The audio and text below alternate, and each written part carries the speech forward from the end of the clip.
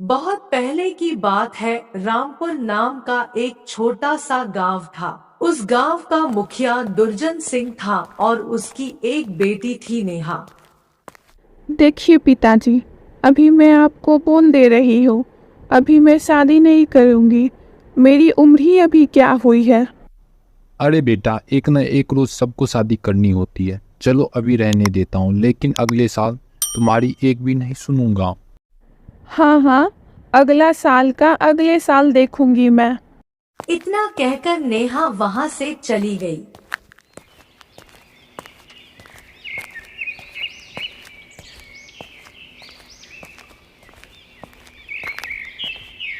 देख भाई संपत, मैं बोल दे रहा हूँ, यूँ नेहा को दूर से कब तक देखोगे।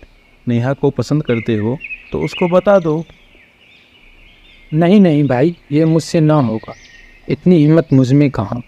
अबे जा भाई, तू रहने ही दे, फटती है तेरी।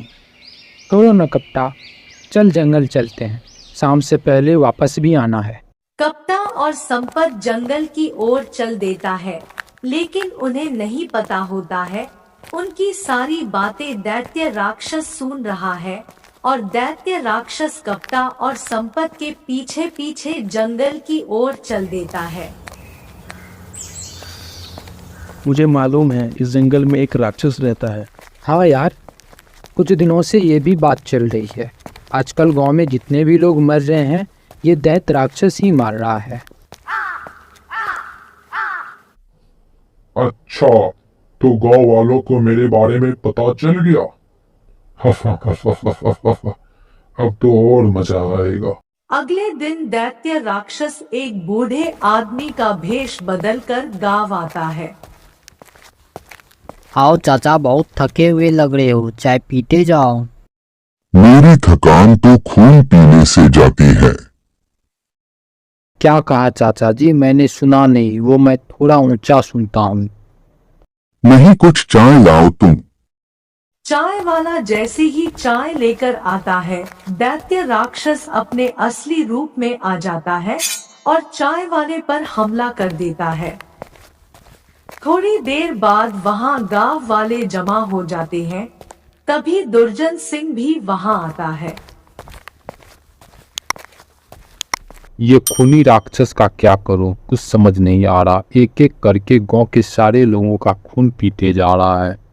मुखिया जी, हमें इस दैत्य राक्षस का हल जल्द से जल्द खोजना होगा, नहीं तो हम में से कोई भी नहीं बचेगा।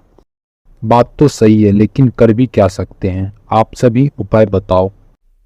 मुखिया जी, मैंने सुना है पास के गांव में एक तेजस्वी बाबा हैं, शायद वह हमारी कुछ मदद कर सके। हाँ, मैं आज ही उस बाबा से जाके मिलता हूँ। दुर्जन सिंह तेजस्वी बाबा से मिलने पास के गांव चल देता है। बाबा, मैं पास के गांव रामपुर से आया हूँ। मुझे रामपुर की समस्या का ज्ञान है। बाबा, तो उस दैत्य राक्षस को मारने का कोई तो उपाय होगा। वो कोई साधारण दैत्य राक्षस नहीं है, उसके लिए मुझे विशेष शक्तियां प्राप्त करना होगा। आज से ही मैं हवन आरंभ करता हूँ, ताकि मुझे वो शक्तियां जल्द से जल्द प्राप्त हो सके। धन्यवाद बाबा, लेकिन आप कितने दिनों में मेरे गांव रामपुर आ जाएंगे? कितना समय लगेगा आपको? चिंता मत करो, मैं वहाँ अमावस्या की काली रात से पहले आ जाऊंगा। ठीक है बाबा, मुझे आज्ञा दीजिए। दुर्जन सिंह वापस अपने गांव आने लगता है, लेकिन उन्हें मालूम नहीं था जंगल वाले रास्ते में उनके साथ क्या होने वाला है। आज मैं मुखिया का खून पीने वाला हूँ। आज यह मुझे मारने का उपाय खोज रहा है ना। आज इसकी मृत्यु मेरे हाथों होगी। मैं इसका इंतजार यहीं करूंगा।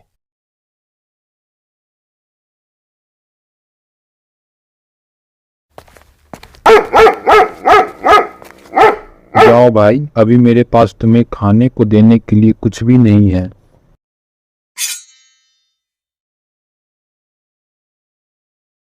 अगले दिन सुबह दुर्जन सिंह का सर उसके घर के सामने मिलता है।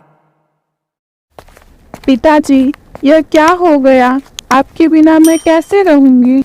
चिंता मत करो नेहा, सब ठीक हो जाएगा।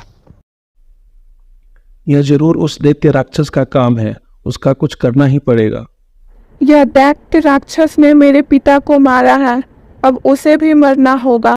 रुको नेहा, जल्दबाजी में कोई भी गलत कदम मत उठाओ। हम सब उसे मारने में मदद करेंगे। हाँ नेहा, संपत सही बोल रहा है, उसे मरना इतना आसान नहीं होगा। हमें तेजस्वी बाबा का इंतजार करना होगा। उस दिन के बाद से गांव के कई सारे गांव वाले और जानवरों की हत्या किया जाने लगा। पूरा गांव उस दैत्य राक्षस के खौफ में जी रहा था। फिर एक दिन तेजस्वी बाबा रामपुर गांव आते हैं। आइए बाबा, हम सब इतने दिनों से आपका ही इंतजार कर रहे थे। क्या यही दुर्जन सिंह का गढ़ है? हाँ, लेकिन अब वह नहीं रहे। दैत्य राक्षस के हाथों मारे गए वो। सुनकर बुरा लगा, लेकिन अब उस दैत्य राक्षस के मरने का समय आ चुका है। कल अमावस्या है, वो कल और भी शक्तिशाली हो जाएगा। तुम कुछ आदमी को बुलाओ और एक बकरी का व्यवस्था करो।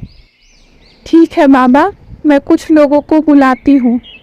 संपत, नेहा, तेजस्वी बाबा और कप्ता मिलकर एक योजना बनाते हैं और वे लोग राक्षस को मारने के लिए पूरी तरह तैयार हो जाते हैं। आज हम बकरी को रखकर दैत्य राक्षस का इंतजार करेंगे। जब वो आएगा उसे बंदी बना लेंगे। हाँ बाबा, ऐसा ही होगा। वे लोग दैत्य राक्षस के आने का इंतजार करने लगते हैं और कुछ देर बाद जैसे ही राक्षस बकरी के पास आता है, बाबा उसे बंदी बना लेते हैं। तुमने बहुत आतंक फैलाया है, जाने कितने निर्दोषों को मारा है। अब तुम्हें भी मरना होगा। तभी तेजस्वी बाबा कुछ मंत्र पढ़ते हैं और दैत्य राक्षस जलकर भस्म हो जाता है। मेरा काम यहाँ खत्म हुआ, अब मुझे चलना चाहिए। पता नहीं, तुम लोग नहीं होते तो मैं क्या कर पाती। रहने दो नेहा, ये हमारा फर्ज था।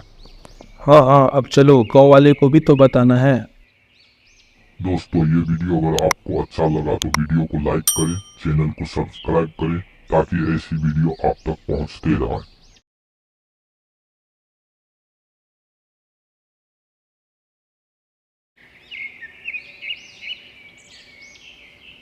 गंगापुर गांव में दो दोस्त मुन्ना और ललित रहते थे। गांव के पास वाले जंगल में एक डायन का आतंक था। गांव के बहुत से लोग गांव से गायब भी हो चुके थे। ललित और मुन्ना एक रोज उसी जंगल से गुजर रहे थे। अरे मुन्ना भाई सुनो, हमें शॉर्टकट रास्ते से नहीं आना चाहिए था। सुना है यहाँ के लोग गायब हो जाते हैं। यह जंगल बहुत ही डरावना है। अरे मेरा चेला हो कि तुम बुजदिलों जैसी बातें कर रहे हो। नहीं नहीं मुन्ना भाई, पिछले महीने की ही बात है। जोगिन काका के बेटे इसी जंगल से लापता हो गया था, जिसका सुराग आज तक नहीं मिला है। चुप कर, हमें सब पता है। तुम्हें क्या पता होगा? तुम तो 9 महीने शहर में और 3 महीने गांव में बिताते हो। तुम गांव में रहोगे तब तो तुम्हें पता चलेगा ना क्या क्या यहाँ होता है। अबे तुम गांव के गवार, क्या जानू तुम शहर के आमदनी के बारे में। कितनी बार बोला है तुझे, चलो मेरे साथ शहर, मोटा धन कमाओगे वहाँ। मुन्ना यह बात बोला ही था, तभी अचानक चारों तरफ धुआं धुआं छा गया और अजीब अजीब सी आवाजों का शोर होने लगा। चेला, मैं इधर हूँ, बचाओ मुझे। ललित के कानों में मुन्ना की आवाज टकराई। ललित बुरी तरह से डर गया और वह भागता हुआ गांव पहुंच गया। तुम सब मेरे साथ जंगल चलो, मुन्ना भैया कहीं लापता हो गए हैं। क्या बात है ललित, क्यों कुत्ते जैसे भौंक रहा है? कितनी बार कहा है ज़्यादा शराब मत पिया कर, आज भी तू शराब पी के आया है। अबे मर जाएगा तुम किसी दिन। मुखिया जी जल्दी चलो, मैं मुन्ना भैया को लेने बस स्टॉप गया था और उसी जंगल से आ रहा था। अचानक धुआं धुआं चारों तरफ फैल गया और तभी मुन्ना भैया की चीख मेरे कानों से आ टकराई। मैं बहुत ही घबरा गया और बड़ी मुश्किल से भाग के आया हूँ आपके पास। तुम दोस्त के नाम पे कलंक हो, जिसे तुम अपना जिगरी दोस्त कहते हो, गुरु मानते हो। मुसीबत के समय उसे तुम अकेला छोड़कर भाग आए। बस करो मुखिया जी, मैं भी सब जानता हूँ, मेरा मुँह मत खुलवाओ। पिछली बार जो वो जोगिन चाचा के बेटे जो लापता हुए, उसके साथ आप ही थे ना? सब पता है मुझे। इतनी देर में मुन्ना भी वहां दौड़ते हुए पहुंचा और ललित से बोला, अबे साले, तेरे जैसे दोस्त जब मेरे पास हो ना तो दुश्मनों की क्या जरूरत। मुझे अकेला छोड़ भाग आया तू। अरे मुन्ना भाई, आप सही सलामत आ गए। मैंने अपने कानों से जो आपकी चीख जो सुनी थी, मुझे लगा वो डायन आपको पकड़कर मार ही दिया होगा। हाँ, वो डायन मुझे पकड़ ली थी। मैंने जैसे तैसे वहाँ से अपनी जान बचाकर भागा हूँ। मैं उस डायन से लड़के आ रहा हूँ और तू मेरा चेला होके डर के भाग आया। तुम दोनों लड़ना बंद करो। न जाने कितने आदमी उस जंगल में गायब हो गए हैं। देखो मुन्ना, तुम पहले आदमी हो जो उस जंगल से सही सलामत वापस आए हो।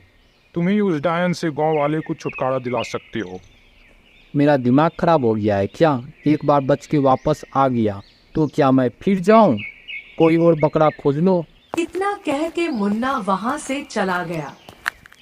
मेरे तरफ ना देखो मुखिया जी, मैं तो बड़ी मुश्किल से वहाँ से जान बचाकर भागा हूँ। तभी उस भीड़ में से एक व्यक्ति बोलता है, चिंता मत कीजिए मुखिया जी, मैंने साधु को बुलाया है। आज रात को ही वो आने वाले हैं। देखिएगा, वो साधु अपने शक्ति से उस डायन का अंत कर देंगे। रात हो चुकी थी। वह साधु उसी जंगल से निडर होकर चला जा रहा था। तभी अचानक देखते ही देखते धुआं उठने लगा और साधु के सामने एक बेहद भयानक चेहरे वाली डायन खड़ी हो गई। क्या तुम्हें पता नहीं है, यहाँ जो भी आता है जिंदा बच के नहीं जाता। हाँ जानता हूँ, न जाने कितने लोगों की जान ली है तुमने, लेकिन अब तुम्हारा अंतिम समय आ गया है डायन, क्योंकि मैं तुम्हें अपने मंत्रों की शक्ति से भस्म कर दूंगा। कोशिश करके देख ले।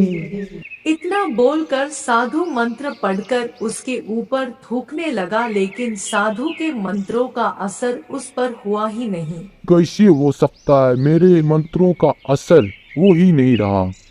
डायन हंसने लगी। साधु बुरी तरह डर गया। वह डरकर गंगापुर गांव की ओर भागा।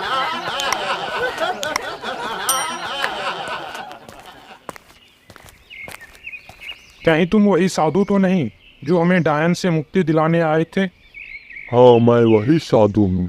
वह डायन उम्मीद से ज्यादा ताकतवर निकली।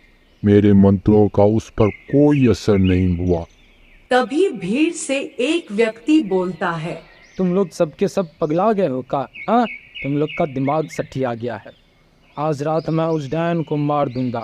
सबके सब तुम लोग डरपोगे। तेरी की।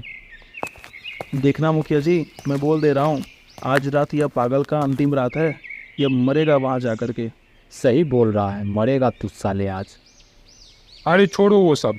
इस डायन से छुटकारा कैसे मिलेगा? तुम दोनों गुरु और चेले से मशहूर हो, ये क्यों नहीं सोचते?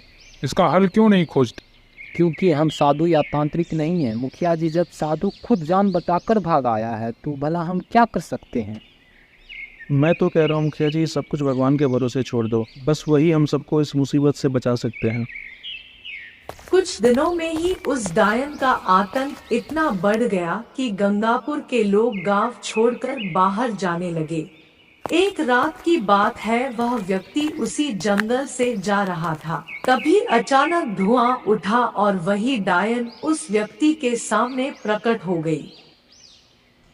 आज फिर कोई आया है, अब तुम मरने के लिए तैयार हो जा। चल भूतनी के, सच तो ये है कि तू डायन है ही नहीं। डायन होती तो मुझे मार देती। चल। इतना बोलते ही वह व्यक्ति बेहोश हो गया। कुछ देर बाद जब उसको होश आया तो देखता है वह एक काल कोठरी में कैद है। साथ में वे सभी लोग भी हैं जो जंगल से गायब हो चुके थे। तुम लोग जिंदा हो? हाँ, यह कोई डायन नहीं, मानव तस्कर है। आज ही हम लोगों को ये विदेश भेजने वाला है। मेरा शक सही निकला। तभी वहाँ मुन्ना और ललित भी आता है। आज की रात हम तुम सबको शहर में शिफ्ट कर देंगे और कुछ दिनों के बाद तुम सब विदेश भेज दिए जाओगे। फिर हम इतने पैसे वाले हो जाएंगे कि गंगापुर जैसे न जाने कितने गांव खरीद लेंगे। मुन्ना ये कह ही रहा था, तभी वह व्यक्ति पिस्तौल निकाल लेता है। तुम लोगों की पोल खुल चुकी। अब्बे साले, इसके हाथ में पिस्टल कहाँ से आया? मुझे क्या पता। मैं एक पुलिस ऑफिसर हूँ, मुझे तुम लोगों पे बहुत दिनों से शक था और तुम लोगों पे मैं नज़र बनाए रखा था। अब तुम लोग जेल की हवा खाना। तभी वहाँ कुछ पुलिस वाले भी आ जाते हैं। मुन्ना और ललित को कई सालों के लिए जेल हो गया और गंगापुर गांव के लोग से डायन का खौफ दूर हो गया।